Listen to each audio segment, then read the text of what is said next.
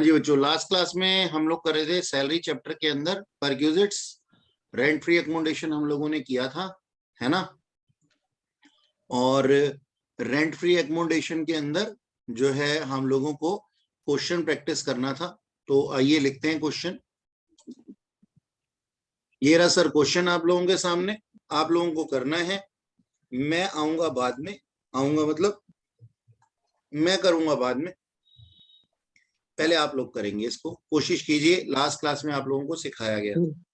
Sir house rent allowance में आप वो नहीं दिए हैं रेंट। हाँ नहीं दिए, मैंने जान के नहीं दिया। अब आप सोचो क्या होगा। हाउस रेंट अलाउंस के अंदर मैंने रेंट नहीं दिया, आप सोचो क्या हो सकता है। देखो ये आपके सामने क्वेश्चन दिया हुआ था।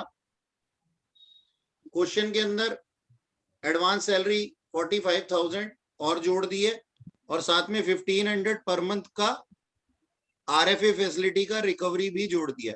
मतलब एम्प्लॉयर एम्प्लॉय से 1,500 रुपए पर मंथ चार्ज कर रहा है। ओके, अच्छा जी, चलो आगे देख लेते हैं। हमारे पास में क्या दिया हुआ, हमने कंप्यूटेशन ऑफ सैलरी किया और कंप्यूटेशन ऑफ सैलरी के अंदर हम लोगों ने बेसिक सैलरी लिया। सबसे पहले बेसिक सैलरी 15,000 इंटू 12, बोनस 30,000 जो कि क्वेश्चन में दिया हुआ है। चिल्ड्रन एजुकेशन अलाउंस रिसीव किया गया 400 रुपए 3 बच्चों के लिए 12 महीनों तक। यहाँ पे जो स्पेंड अमाउंट दिया हुआ है ये टोटली इररेलेवेंट है हमारे लिए, क्योंकि ये कैटेगरी 2 के अलाउंसेस के अंदर आता है जिसमें नोटिफाइड लिमिट चलती है। और नोटिफाइड लिमिट क्या कहती है, चिल्ड्रन एजुकेशन अलाउंस और चिल्ड्रन हॉस्टल अलाउंस के अंदर कि चिल्ड्रन एजुकेशन अलाउंस 100 रुपए पर मंथ तक एग्जाम्प्ट होता है मैक्सिमम 2 बच्चों के लिए, और चिल्ड्रन हॉस्टल अलाउंस 300 रुपए मैक्सिमम 2 बच्चों के लिए पर मंथ तक एग्जाम्प्ट होता है। तो इस तरीके से हमारा ये अमाउंट 12,000 और 4,800 निकल करके आता है टैक्सेबल अमाउंट। ट्रांसपोर्ट अलाउंस क्योंकि फिजिकली चैलेंज नहीं है ये, इसलिए पूरा का पूरा टैक्सेबल हो जाएगा। ठीक है जी। मेडिकल अलाउंस फुली टैक्सेबल है। Underground allowance fully underground allowance 800 रुपए पर मंथ तक एग्जाम्प्ट होता है। ठीक है जी, नोटिफाइड लिमिट के अंदर आता है। तो हमें रिसीव हुआ 1,800 रुपए तक एग्जाम्प्ट हो गया, तो 200 रुपए टैक्सेबिलिटी के दायरे में आ गया 2,400। HRA जो हमारे को रिसीव हुआ था 31 जुलाई तक, उसके अंदर हमें रेंट नहीं दिया हुआ। रेंट नहीं दिया हुआ इसका मतलब वो अपने ही मकान में खुद रह रहा है। अगर अपने मकान में खुद रह रहा है तो जितना भी HRA रिसीव किया वो फुली टैक्सेबल हो जाएगा। हमने 40,000 रुपए आउटर कॉलम में लिख दिए। अच्छा, इसके बाद टीए टिफिन अलाउंस था, शायद ये टिफिन अलाउंस था या ट्रांसपोर्ट अलाउंस था। ट्राइबल एरिया अलाउंस था। ठीक है जी। तो ट्राइबल एरिया अलाउंस 1,200 रुपए पर मंथ तक हमारे को दिया गया है। ठीक है, और ये एग्जाम्प्ट होता है 1,200 में से 200 रुपए तक एग्जाम्प्ट होता है। 1,000 रुपए टैक्सीबिलिटी के दायरे में आ गया। क्वेश्चन में दिया हुआ है advance salary 45,000। Advance salary taxable होती है, फुल्ली टैक्सेबल होती है, क्योंकि हमने पढ़ा है कि salary is taxable on due और रिसीव व्हिचएवर इज अर्लियर। तो ये रिसीव बेसिस पे टैक्सेबल हो जाएगी।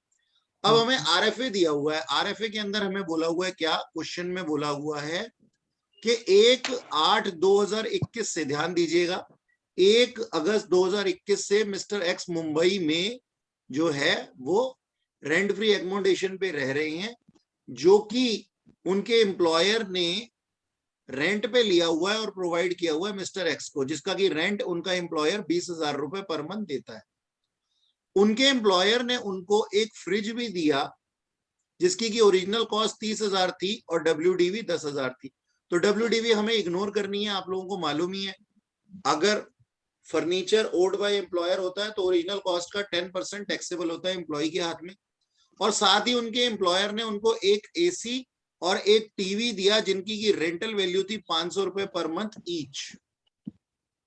तो ये उनके हाथ में रेंट जो है मिस्टर एक्स के हाथ में टैक्सेबल होने वाला है। बोला गया कि एम्प्लॉयर ने उनसे चार्ज किए 1,500 रुपए per month rent free accommodation facility देने के लिए। ठीक है जी, तो ये रिकवरी डिडक्ट हो जाएगी वैल्यू ऑफ एकोमोडेशन में से। आइए देखें कि हम लोगों ने वर्किंग नोट बनाया, computation of taxable value of furnished rent free accommodation, क्योंकि फर्नीचर भी है बीच में। सबसे पहले वैल्यू ऑफ एकोमोडेशन टैक्सेबल होगी और वो टैक्सेबल होगी least of following two. Least of following two में क्या आता है, रेंट पेड बाय एम्प्लॉयर और 15% ऑफ सैलरी। तो रेंट पेड बाय एम्प्लॉयर था 20,000 इंटू 8, 1,60,000 रुपीज, और 15% ऑफ सैलरी के लिए हमारे को बनाना पड़ेगा एक वर्किंग नोट, जिसके अंदर की हमने बेसिक सैलरी को लिया, बोनस को लिया और टैक्सेबल अलाउंसेस को लिया। अब टैक्सेबल अलाउंसेस कौन कौन से हैं हमारे पास में, आइए देख ले। टैक्सेबल अलाउंसेस के अंदर हमारे पास में आता है चिल्ड्रन एजुकेशन अलाउंस का 12,000 रुपए, चिल्ड्रन हॉस्टल अलाउंस का 4,800, ट्रांसपोर्ट अलाउंस का 48,000, मेडिकल अलाउंस का 84,000, अंडरग्राउंड अलाउंस का 2,400। एचआरए नहीं आएगा, कारण क्योंकि हमारे को सैलरी उस टाइम पीरियड के लिए कंप्यूट करनी है जिस टाइम पीरियड में हमारे को रेंट फ्री एकोमोडेशन दिया गया है। तो टेक्निकली अगर किसी भी क्वेश्चन को सही होना है तो एचआरए और आरएफए दोनों इकट्ठे नहीं दिए जा सकते, ठीक है जी। तो रेंट फ्री एकोमोडेशन पहले 4 महीनों के लिए दिया गया था, ये हमें रिसीव ही नहीं हुआ था जब हमें एकोमोडेशन फैसिलिटी मिल रही थी, तो इसको हम टैक्सेबल अलाउंसेस की कैटेगरी में नहीं डालेंगे। ये क्वेश्चन का पॉइंट था, एक मेन पॉइंट था जिसको मैक्सिमम बच्चे गलत कर देते हैं। तो पहले 4 महीने की सैलरी में जो एचआरए इंक्लूडेड है वो हमारे आरएफए की सैलरी का पार्ट नहीं बन सकता, क्योंकि हमें लास्ट के 8 महीने की आरएफए के लिए सैलरी चाहिए, तो एचआरए नहीं डालेंगे। तो हमने क्या डाला अपना क्या नाम है, ट्राइबल एरिया अलाउंस। और एडवांस सैलरी भी मैंने आप लोगों को लिखवाया था जब मैंने आरएफए सिखाया था, एडवांस सैलरी भी हमारे क्या नाम है सैलरी का पार्ट नहीं बनती for the purpose of computation of taxable value of rent free accommodation, ठीक है जी। एडवांस सैलरी नहीं होती क्योंकि ये रिसीव्ड बेसिस पे ही हम सैलरी जो है वो टैक्सेबिलिटी के दायरे में लेकर के आते हैं। किसके लिए, मतलब वो जो सैलरी जो हम एकोमोडेशन फैसिलिटी के लिए यूटिलाइज कर रहे हैं वो सिर्फ रिसीव्ड बेसिस पे ही हो सकती है, एडवांस वाली नहीं हो सकती, ड्यू बेसिस पे हो सकती है। सॉरी, रिसीव्ड मेरे मुंह से बार बार निकल रहा था, रिसीव्ड नहीं, ड्यू बेसिस वाली सैलरी हम लेते हैं, ठीक है जी। तो एडवांस सैलरी यहाँ पे नहीं आएगी। ओके, आगे चलते। तो ये हमारी सैलरी थी, टैक्सेबल अलाउंसेस हमारे आए 1,63,200 रुपीज। टोटल सैलरी जो हमारी आई वो आई 3,73,200, लेकिन ये 12 महीने की थी, हमने इसको 8 महीने का बना दिया और 15% हमने क्या निकाल लिया, इसका सैलरी का पोर्शन निकाल दिया, जो कि आ गया 37,320 रुपीज। तो हमारी वैल्यू ऑफ एकोमोडेशन के अंदर सेकेंड पॉइंट हमारा आ गया 37,320 और फर्स्ट पॉइंट 1,60,000। दोनों में से छोटा कौन सा है, 37,340। अब हमें कंप्यूट करना है क्या, value of furniture. Value of furniture भी उसको दिया गया क्योंकि फर्निश्ड एकोमोडेशन दिया गया। यहाँ पे दो तरीके के क्वेश्चन के अंदर दो तरीके के हमारे को फर्नीचर दिए गए हैं। एक तो नंबर 1 ओल्ड बाय एम्प्लॉयर और number 2 taken on rent and provided to employ. तो ओल्ड बाय एम्प्लॉयर के अंदर हमारे रूल्स क्या कहते हैं कि 10% ऑफ ओरिजिनल कॉस्ट टैक्सेबल हो जाएगा। तो 30,000 रुपीज का 10%, लेकिन 10% पर एनम का रेट है, हमें सिर्फ 8 मंथ्स के लिए चाहिए, तो 8/12 मैंने कर दिया, 2,000 आ गया। और रेंटल वैल्यू इसकी कितनी थी, टीवी और एक एसी की 500 रुपए 8 महीने के लिए, दो चीजों के ऊपर। तो 500 इंटू 8 इंटू 2 8,000। ये टोटल वैल्यू फर्नीचर की आउटर कॉलम में मैंने लिखी 10,000 रुपीज, और मेरा रेंट फ्री एकोमोडेशन की जो अमाउंट आ जाती है वो आ जाती है 47,320 रुपीज। अब इसमें से जो एम्प्लॉयर ने रिकवर कर लिया वो अमाउंट है 1,500 रुपए पर मंथ, 8 महीने के लिए वो मैंने डिडक्ट कर दिया 12,000 रुपए। तो ये मेरी taxable value of rent free facility आ जाती है, रेंट फ्री एकोमोडेशन आ जाती है, जो कि मैंने वर्किंग नोट से निकाली है 35,320। और इन सबको ऐड कर देता हूं तो मेरी ग्रॉस सैलरी आ जाती है। जिस बच्चे ने भी कुछ पूछना है तो पूछ सकता है, ये हमारे पास में आंसर है। और आपको वर्किंग नोट इसी तरीके से प्रॉपर वर्किंग नोट बनाने, क्योंकि अगर आप नहीं बनाएंगे तो आपके मार्क्स कट सकते हैं, ठीक है जी।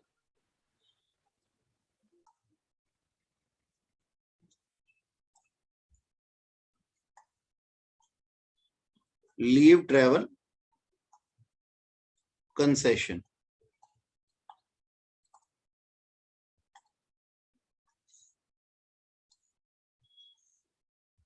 लीव ट्रेवल कंसेशन क्या होता है? एम्प्लॉयर अपने एम्प्लॉय को कहता है कि सर जाओ आप घूम करके आओ, और आपका जो है वो सारा खर्चा मैं उठाऊंगा, ठीक है, घूमने फिरने का, अपना बोर्डिंग लॉजिंग का। तो ये जो होता है ये एग्जम्प्ट होता है, ठीक है जी। एलटीसी यानी कि यात्रा का किराया, बोर्डिंग लॉजिंग नहीं, यात्रा का किराया जो है वो बिल्कुल एग्जम्प्ट होता है, इसके ऊपर टैक्स नहीं लगता। मतलब आप घूमने जा रहे हो, मैं आपका एम्प्लॉयर हूं, मैं आपको सारा का सारा ट्रैवलिंग का अमाउंट दे रहा हूं, रियम्बर्स कर रहा हूं आपके लिए, तो इनकम टैक्स डिपार्टमेंट कहता है इसके ऊपर हम टैक्स नहीं लगाएंगे। परिवार के साथ आप छुट्टियों पे जा रहे हैं, ठीक है, तो ये एग्जम्प्ट होता है under section 10 sub section 5, exempt होता है सेक्शन 10 क्लॉज 5 के अंडर, ठीक है जी। अच्छा, अब सुनो जरा ध्यान से, सिर्फ एक ही केस में ये टैक्सेबल होता है, इसके ना हम बना लेते हैं पहले अपने पास में, इसका बना लेते हैं हम लोग एक चार्ट, ठीक है, इस तरीके से। चलो बनाना मेरे साथ में।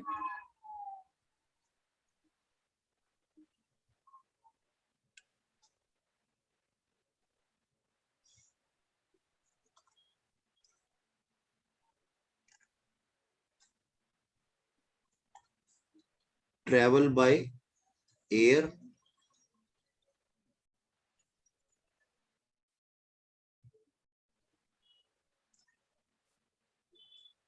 यानी कि अगर आपने एयर से ट्रेवल किया या फिर ट्रेवल बाय अदर मोड।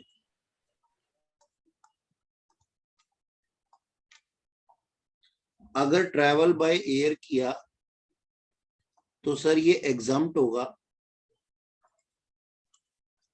ठीक है, कितना एग्जम्प्ट होगा? एक्चुअल एक्सपेंडिचर जितना आपने किया है, ठीक है जी, और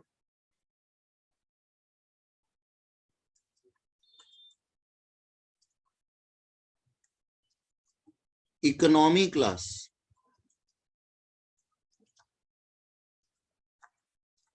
इकोनॉमी क्लास फेयर, कौन सा?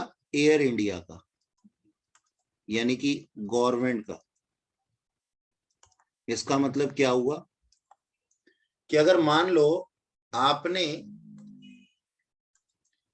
25,000 रुपए की टिकट्स ली हैं पर पर्सन, 4 मेंबर गए हो आप, और इकोनॉमी क्लास की जो टिकट है वो है 12,000 रुपए की, किसकी? एयर इंडिया की। तो ये एग्जम्प्ट होगा कितने तक? लीस्ट ऑफ फॉलोइंग 2 तक, मतलब इससे ज्यादा नहीं, ठीक है, यानी कि आपने एक्चुअल एक्सपेंडिचर किया था। अच्छा, एग्जम्प्ट शैल बी लीस्ट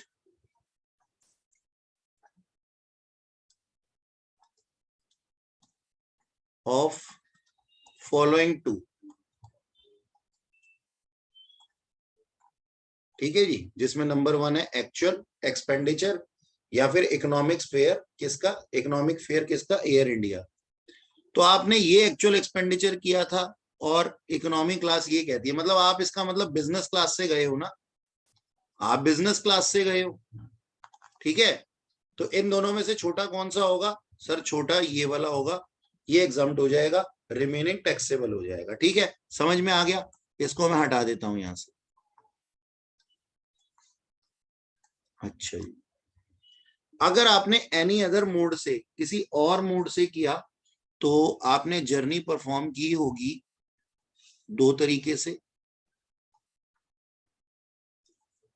कैसे? या तो आप रेलवे से गए होंगे, रेलवे से गए होंगे, या फिर आप रेलवे से नहीं गए होंगे, नॉट बाय रेलवेज।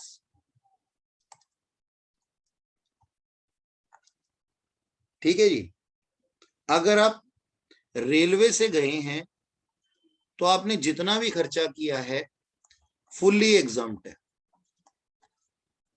है सर। इसका मतलब अगर मैं जर्नी परफॉर्म कर रहा हूं एसी क्लास या फर्स्ट क्लास से रेलवे में, तो क्या वो एग्जम्प्ट है? हाँ सर, बिल्कुल एग्जम्प्ट। ठीक है, फर्स्ट क्लास से जर्नी परफॉर्म करो, कोई दिक्कत नहीं। लेकिन अगर आप रेलवे से नहीं गए, फिर फर्दर दो चीजें होंगी। सर क्या सर परेशान कर रहे हो आप हमें? भाई ऐसा होता है, जो रूल्स हैं वो हमें देखने पड़ेंगे। बुक में पढ़ोगे तो और गंदा गंदा दिखाई देगा। ठीक है, तो हम क्या कहते हैं, अगर रेलवे से आपने जर्नी परफॉर्म नहीं की है तो आपने कोई रिकॉग्नाइज ट्रांसपोर्ट फैसिलिटी से की होगी।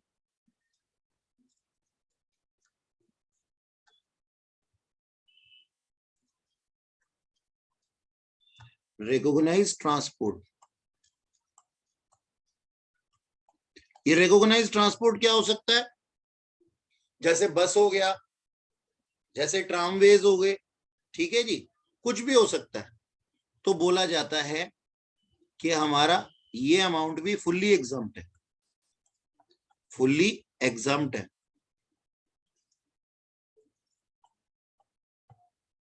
इसका मतलब अगर आप जर्नी परफॉर्म कर रहे हो फर्स्ट क्लास, एसी क्लास, किसी भी क्लास से करो, फुल्ली एग्जम्प्ट है सर। ठीक है, ये बात याद रखना, पूरा का पूरा एग्जम्प्ट। अच्छा जी, अगर रिकॉग्नाइज्ड मोड ऑफ ट्रांसपोर्ट नहीं है, ठीक है, अगर रिकॉग्नाइज्ड मोड ऑफ ट्रांसपोर्ट नहीं है, अच्छा ये रिकॉग्नाइज्ड मोड ऑफ ट्रांसपोर्ट में ना खच्चर बैल ये सब चीजें आ जाती हैं, जैसे माता वैष्णो देवी पे होता है रिकॉग्नाइज्ड मोड ऑफ ट्रांसपोर्ट।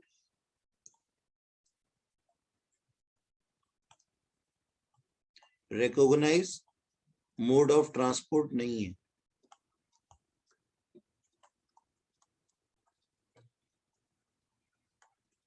तो क्या होगा? तो हम आपको उतना फ्रेट एग्जम्प्ट कर देंगे, यानी कि एग्जम्प्ट हो जाएगा अमाउंट इक्वल टू किसके इक्वल? ट्रांसपोर्ट फैसिलिटी रेलवे के इक्वल, रेलवेज। ठीक है जी, railways fare of similar distance.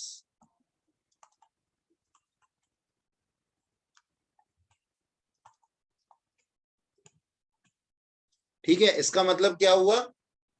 इसका मतलब ये हुआ जी कि हम मान लेंगे कि आपने जर्नी परफॉर्म की है रेलवे से, और रेलवे में क्या चलता है? फुल्ली एग्जम्प्ट होता है। ठीक है जी, ये बना लो बेटा फटाफट से, जल्दी जल्दी बना लो।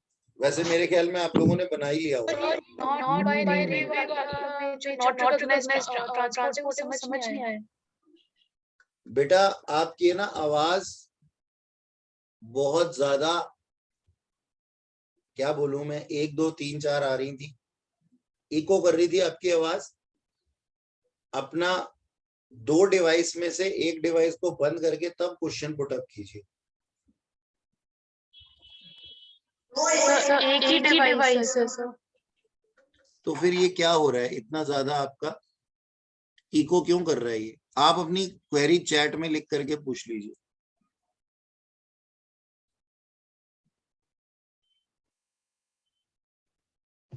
सर एक बार ऊपर कीजिएगा ना, लिखा नहीं था एक बार तो हम। हाँ,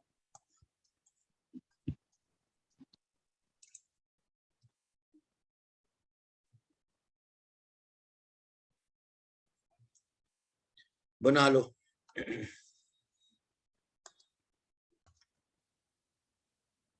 एक नोट लिखो जी कि LTC इज अवेलेबल। चलो मैं ही लिखता हूं, पहले लिख लेते हैं। देखना जी क्या लिखा गया है यहाँ पे, ये नोट है LTC से related. Note, notes to LTC. अब इसका मतलब समझाता हूं। लिखा हुआ है एलटीसी जो है वो अवेलेबल है अगर एम्प्लॉय खुद ट्रेवल करे, उसका स्पाउस ट्रेवल करे, चिल्ड्रन ट्रेवल करे। चिल्ड्रन के ऊपर एस्ट्रिक का साइन है, अभी एस्ट्रिक के साइन का मतलब समझाया जाएगा। और या फिर डिपेंडेंट रिलेटिव, उसके डिपेंडेंट रिलेटिव कौन हो सकते हैं? Mother, father, brother, sister. ठीक है जी, ये सारे डिपेंडेंट रिलेटिव है, ये सफर करते हैं तो क्या नाम है इसके साथ में ये एलटीसी इनके लिए अवेलेबल है। अच्छा जी, अब सुनना जरा ध्यान से कि यहाँ पे चिल्ड्रन का क्या मतलब है। चिल्ड्रन का मतलब है कि एलटीसी की एग्जम्पशन अवेलेबल है दो बच्चों के लिए जो कि 1 अक्टूबर 1998 के बाद में जन्मे हैं। अब इसका जरा एनालिसिस करते हैं। मान लीजिए फर्स्ट टाइम पे एक चाइल्ड था और सेकंड टाइम पे ट्विंस थे, तो ये ट्विंस को ना वन बर्थ ही काउंट किया जाता है। तो यहाँ पे मैक्सिमम चाइल्ड कितने हो गए? मैक्सिमम चिल्ड्रन तो 3 हैं, लेकिन इनको काउंट किया जा रहा है 2 चिल्ड्रन के वे में। तो 2 चिल्ड्रन का क्राइटेरिया यहाँ पे है। हम क्या कह रहे हैं सर, यहाँ पे ये 3 चिल्ड्रन अलाउड है, 3 चिल्ड्रन अलाउड है, माना जाएगा 2 चिल्ड्रन के नाम। ठीक है जी। अच्छा, नेक्स्ट है हमारे पास में, मान लीजिए फर्स्ट टाइम पे ट्विंस थे। ठीक है जी, फर्स्ट टाइम पे ट्विंस थे और सेकेंड टाइम पे 1 चाइल्ड था। तो अब क्या होगा? अब सर पहली बारी में ही कोटा पूरा हो चुका था, तो यानी कि 2 चिल्ड्रन फर्स्ट टाइम वाले ही अलाउड होंगे एलटीसी के एग्जम्पशन के लिए। मतलब मैं ये नहीं कह रहा कि तीसरे बच्चे को घर पे छोड़ जाना, आप उसको लेकर के गए, एम्प्लॉयर ने एलटीसी भी दे दिया, लेकिन इनकम टैक्स डिपार्टमेंट क्या कहता है? कहता है तीसरा बच्चा हम टैक्सेबिलिटी के दायरे में लेकर के आएंगे। बच्चा नहीं, बच्चे का खर्चा। ठीक है जी। अच्छा, ये बात यहाँ पे बच्चों से रिलेटेड थी। अच्छा, एक बात और कि अगर कोई एलटीसी मिला है तो आप उसको 2 बार ही क्लेम कर सकते हैं 4 इयर्स के ब्लॉक में, और ब्लॉक करंट ईयर के हिसाब से होता है। करंट ब्लॉक जो है वो 18 से लेकर के 2018 से लेकर के 2021 तक है, और नेक्स्ट ब्लॉक जो बनेगा वो 2021 से 24 तक बनेगा, यानी कि 21, 22, 23, 24। अब एक बात और बता देता हूं मैं तुम्हारे को यहाँ पे। मान लीजिए ये वाला ब्लॉक है अपने पास में 21 से 24 वाला, ध्यान से सुनना मेरी बात को। 2021 से 22, 23 और 24। ठीक है, वैसे तो हमारा करंट ब्लॉक यही है। ठीक है, यही वाला करंट ब्लॉक है हमारा। अच्छा, तो मैं क्या कहता हूं, 2021 में आपको 2 बार एलटीसी एग्जम्पशन मिल सकती थी, यानी कि 2 बार घूमने जा सकते थे, एग्जम्प्ट हो जाता। मान लीजिए आप यहां चले गए और यहां चले गए तो कोई दिक्कत नहीं है। ठीक है। अच्छा, मान लीजिए केस 2, आप एक बार तो गए लेकिन उसके बाद कभी नहीं गए, तो फिर नेक्स्ट ब्लॉक आ जाएगा आपके पास में। नेक्स्ट ब्लॉक होगा 25, 26, 27 और 28, यानी कि 2025, 2026, 2027 और 2028 ये ब्लॉक होगा। अब आपने अनकंज्यूम्ड एलडीसी को आप कैरी फॉरवर्ड कर सकते हो। अनकंज्यूम्ड एलटीसी को आप कैरी फॉरवर्ड कर सकते हो, लेकिन केवल फर्स्ट ईयर में। अगर आपने फर्स्ट ईयर में इसका बेनिफिट नहीं लिया ना, तो ये बाकी ईयर्स में लैप्स हो जाएगा। मतलब मान लीजिए आप 2025 में गए, फिर 26 में गए, फिर 28 में गए, तो नेक्स्ट ब्लॉक में आप तीन बार एलटीसी की एग्जम्पशन ले सकते हो। लेकिन अगर आपने ये फर्स्ट ईयर के अंदर नहीं लिया, तो आप ऐसा नहीं कह सकते कि फर्स्ट ईयर में नहीं लिया था तो नेक्स्ट में 3 ईयर ले लूंगा। नहीं, फर्स्ट ईयर में ही ये कैरी फॉरवर्ड होकर के खत्म हो जाएगा। तो ये जो एक आपका एलटीसी की एग्जम्पशन है, ये कैरी फॉरवर्ड हो सकती है, बशर्ते कि आप उसको फर्स्ट ईयर में क्लेम कर लो, फर्स्ट ईयर में घूमने चले जाओ नेक्स्ट ब्लॉक के, otherwise it will get lapse. ठीक है जी, ओके। और एक बात और, एक से ज्यादा कैरी फॉरवर्ड होते भी नहीं, खैर आपको तो केवल 1 साल का ही क्वेश्चन पूछा जाएगा। तो ये था हमारा कंप्लीट एलटीसी। ये नोट्स जो हैं ये आप लिख लीजिए। ठीक है, जल्दी से लिख लीजिए।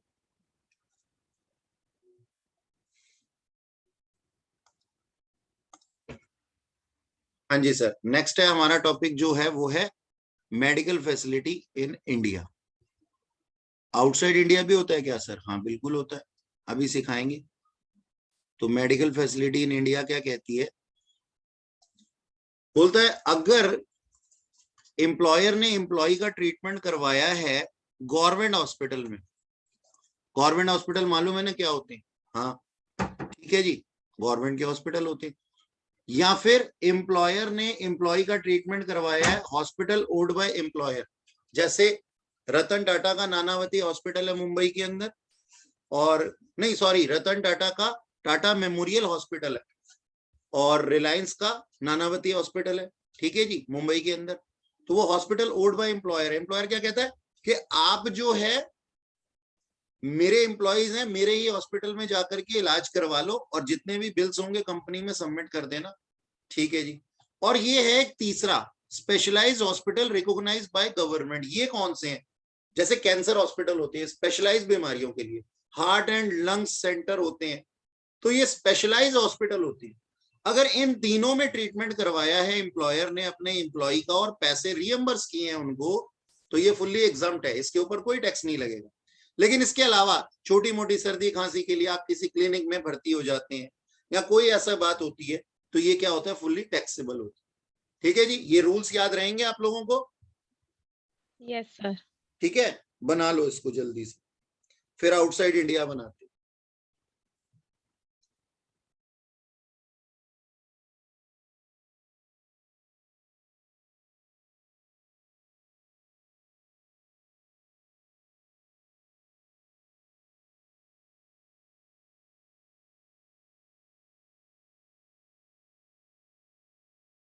Sir you are muted. Sorry, मेरी माइक बंद था, दोबारा से सुनिएगा। मेडिकल फैसिलिटी आउटसाइड इंडिया को ना हम 3 पार्ट्स में डिवाइड कर सकते हैं। उससे पहले मैं आप लोगों को बताना चाहूंगा कि मेडिकल फैसिलिटी लेने वाला, आउटसाइड लेने वाला पर्सन जरूरी नहीं है एम्प्लॉय ही पेशेंट हो, एम्प्लॉय का फैमिली मेंबर भी हो सकता है, कोई भी, ठीक है। जो मैंने अभी आपको पहले भी बताया था, क्या नाम है, मतलब पेरेंट्स हो सकते हैं उसका, अभी इस चीज को भी लिखवा दूंगा मैं। तो ना केवल पेशेंट एम्प्लॉय खुद हो बल्कि उसकी फैमिली का मेंबर भी कोई पेशेंट हो सकता है, और हो सकता है कि एम्प्लॉय जो है वो अटेंडेंट की तरह जा रहा हो उसके साथ में। तो हम आउटसाइड इंडिया को के मेडिकल परक्यूजिट्स को, मेडिकल फैसिलिटी को 3 पार्ट्स में डिवाइड करते हैं। नंबर 1 ट्रैवलिंग, नंबर 2 स्टे, और नंबर 3 ट्रीटमेंट। अब ट्रैवलिंग कौन करेगा? एक पेशेंट और एक अटेंडेंट करेगा, ठीक है जी। स्टे कौन करेगा? वहां पे एक पेशेंट और एक अटेंडेंट करेगा, और ट्रीटमेंट सिर्फ पेशेंट का होगा। मल्टीप्लाइड बाय 2, मल्टीप्लाइड बाय 2 करते करते ना बच्चे अंधाधुंध काम कर देते हैं, और यहाँ पे पेशेंट के साथ में अटेंडेंट का ट्रीटमेंट भी करवा देते हैं। ऐसा थोड़ी होता है भाई, पेशेंट का ट्रीटमेंट होगा ना सिर्फ, अटेंडेंट का ट्रीटमेंट क्यों होगा? अच्छा, मतलब ये हुआ कि आप ये कह रहे हो चलो आया तो हुआ है, तू भी करवा ले अपने दिमाग का इलाज। अच्छा ठीक है, तो यहाँ पे जो ट्रैवलिंग एक्सपेंडिचर होंगे पेशेंट और एक अटेंडेंट के, ये फुल्ली एग्जम्प्ट होंगे। और यहाँ पे एक मजाक किया गया है, फुल्ली एग्जम्प्ट होंगे अगर ग्रॉस टोटल इनकम जो है वो लेस देन 2 लाख है। ग्रॉस टोटल इनकम का मतलब समझते हो? 5 हेड की income, income from salary, income from house property, income from capital gain, income from business and profession, और इनकम फ्रॉम अदर सोर्सेज। अगर ये पांचों हेड की इनकम मिलाकर के 2 लाख रुपए से कम है, तो हमारा ट्रैवलिंग एक्सपेंडिचर जो है वो फुल्ली एग्जम्प्ट हो जाएगा, जो एम्प्लॉयर ने हमें रिएम्बर्स किया। सोचने वाली बात है, जो बेचारा 1 साल के अंदर इन पांचों हेड से 2 लाख रुपए से कम कमाता है, वो फॉरेन जाएगा सर इलाज कराने के लिए? क्या पॉसिबल है? तो सर हम क्या कहते हैं, ये फुली टैक्सेबल हो जाता है अगर ये केस पूरा ना हो तो। खैर, क्वेश्चन जैसा ड्राफ्ट होगा हम वैसा करेंगे, हमें भावनाओं में नहीं बहना, ठीक है जी। तो हमें रूल्स याद करने हैं बस। अच्छा, स्टे एक्सपेंडिचर और ट्रीटमेंट ऑफ पेशेंट जो है वो एग्जम्प्ट हो जाएगा उस अमाउंट तक जितने तक आरबीआई ने करेंसी एक्सचेंज करके दी थी या फिर मनी एक्सचेंजर ने करेंसी एक्सचेंज करके दी थी। सपोज, इसका मतलब समझाता हूं मैं आप लोगों को। सपोज मान लीजिए कि एक पेशेंट है, एक पर्सन है, और उसने अपने किसी फैमिली मेंबर से कुछ क्या नाम है डॉलर ले लिए, $10,000 ले लिए, $10,000 ले लिए, ठीक है जी। और यहाँ पे उसके पास में कुछ पैसे पड़े हुए थे, ये इसने अपने रिलेटिव से लिए, ये इसने अपने रिलेटिव से लिए, और ये आरबीआई के मनी एक्सचेंजर से एक्सचेंज कराने के बाद में इन्होंने $1,00,000 लिए, ठीक है सर। और बाहर जाकर के ये जो हैं, बाहर जाकर के ये जो हैं $1,10,000 जो है वो स्पेंड करके आते हैं, और एम्प्लॉयर भी इनको दे देता है।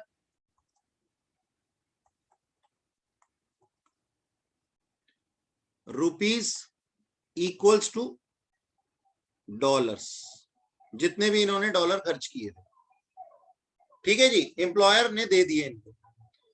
अब इनकम टैक्स डिपार्टमेंट कहता है सर आप ये जो आरबीआई से लेकर के गए थे ना, मनी एक्सचेंज करा के गए थे, वहां तक तो एग्जम्पशन मिलेगी आपको, यानी कि इसको रुपीज में कन्वर्ट करेंगे जितने के ये $1,00,000 बनेंगे वहां तक तो, क्योंकि इनको रिसिप्ट भी तो इशू करी जाएगी ना, जो मनी एक्सचेंजर मनी एक्सचेंज करके देता है वो रिसिप्ट इशू करता है, वो रिसिप्ट शो करनी पड़ेगी।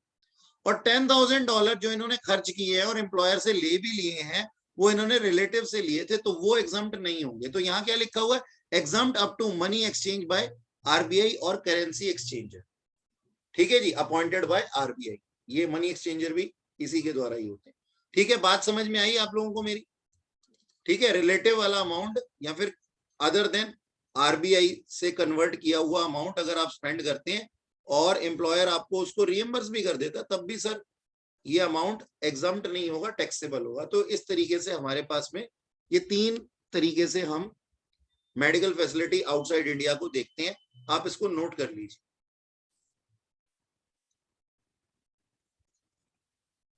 यहाँ पे मेडिकल फैसिलिटी से रिलेटेड कुछ नोट्स लिखवाऊंगा मैं आप लोगों को, लिखिएगा मेरे साथ में।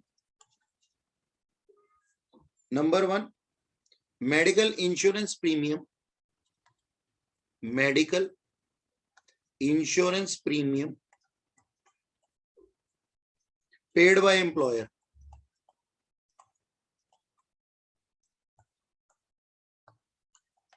ये फुल्ली एग्जम्प्ट है, ये फुल्ली एग्जम्प्ट है in the hands of employ, ठीक है सर। अच्छा जी, कोई यहां पे जो मैं रिलेटिव्स की बात कर रहा था ना, रिलेटिव्स फॉर मेडिकल फैसिलिटी, वो कौन लोग हैं सर? एम्प्लॉय खुद, स्पाउस,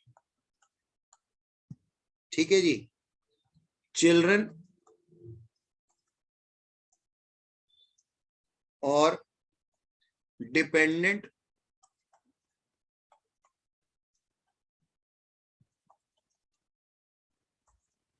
कौन लोग डिपेंडेंट? मदर फादर जो एलटीसी में था, ब्रदर एंड सिस्टर,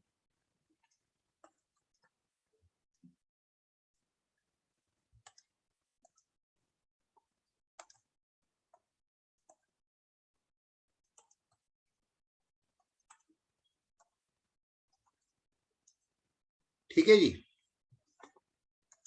थोड़ा सा बड़ा कर देता हूं, इसको जूम कर देता हूं, ठीक है। अच्छा, इसके बाद में